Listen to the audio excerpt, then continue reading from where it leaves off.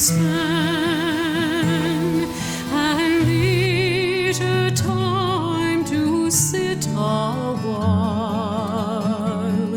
There is a fair maid in this town who sorely has my heart beguiled. Her rosy cheeks and ruby lips alone she holds my heart in thrall. Then fill to me the parting glass. Good night and God be with you all.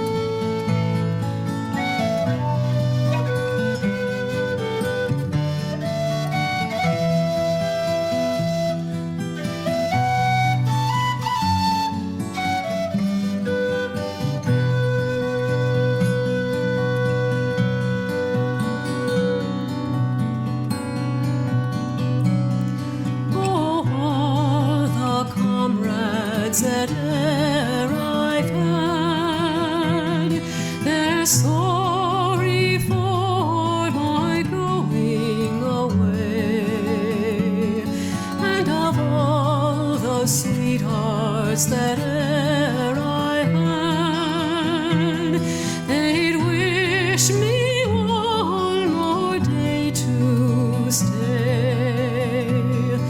But since it falls into my lot that I should run